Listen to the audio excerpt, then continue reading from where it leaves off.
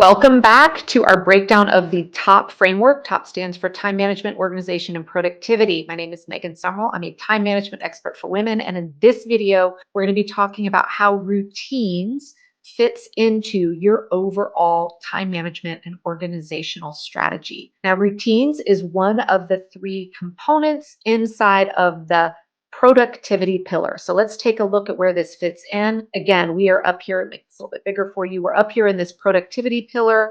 In a previous video, we covered tools, and in this video, we're going to be talking about routines and where they fit in.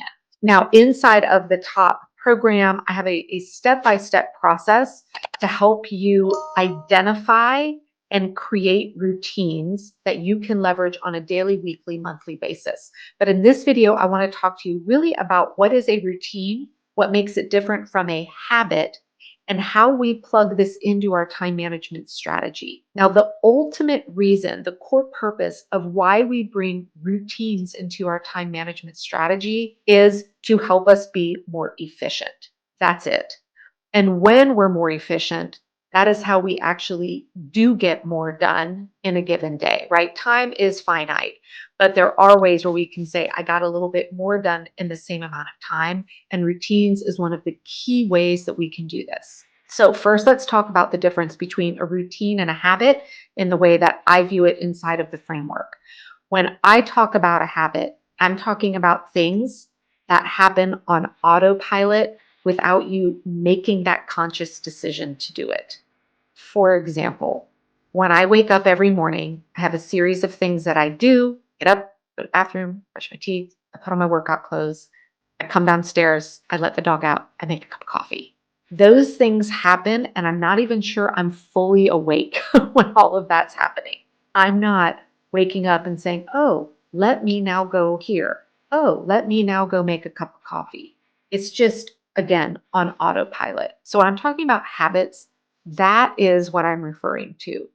Routines are things where we have very intentionally decided that we're going to string together a certain number, and it could just be two, it could be 6 or 7 activities or tasks that we always do in that consecutive order at a cohesive chunk of time.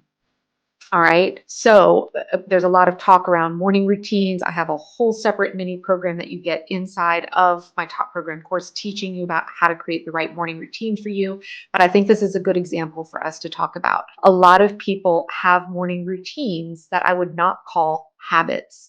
So it could be something where they meditate for 3 minutes, they write in a journal for 5 minutes, maybe they go on a walk for 15 minutes, and then, listen to something. So that, that could be an example of a routine. Those are things that you would be consciously saying, okay, I'm going to do this now. Now I'm going to do this. Now I'm going to do that. This is, again, an area that can bring so many wins into our overall planning and time management strategy. But here's where I see people go wrong with routines. Again, my definition of routine is just a series of tasks that you always do in the same order. Notice I didn't say at the exact same time every day. Now, for some people, their lives lend itself well to that, so that they can say at 9 o'clock every Monday, I do these 3 things. Inside of my more corporate background, when I was, in an actual office 9 to 5, I was able to have some consistent routines that hit on specific days of the week at set times. My lifestyle right now does not accommodate that very, very well working from home. So I may have a set routine, but on one week, I might do it on a Wednesday morning. On another week, I might choose to do it on a Thursday morning. So again, you can see the sign behind me, the structure creates freedom. The structure is in the routine that we know, because we've proven that when we do these series of activities together, we get them done more efficiently. The freedom that we still have is when we're going to do that. Another good example, and I mentioned this when we were talking about alignment a little bit in a previous training inside of the time management pillar, Maybe you have to run 4 or 5 errands every week. Maybe you need to go to the grocery store. Maybe you need to go to the drugstore. Maybe you need to swing by the dry cleaners. Well, it would be far more efficient for you to create a routine where you leave your house once and do all three of those and come home, instead of on Monday, I'm going to run to the grocery store. On Wednesday, I'm going to go over to the drugstore. On Friday, I'm going to drive right past those other two on my way to the dry cleaner and then come back home, right? So this is where, and that's just more of a physical example, but I think it paints the picture of, yeah, it would be far more efficient to just go out once and do all of those. So inside, again, of the top framework, we look at ways to build routines specific to your life, and then we build them into our planning processes, which is what we're going to talk about on the next video.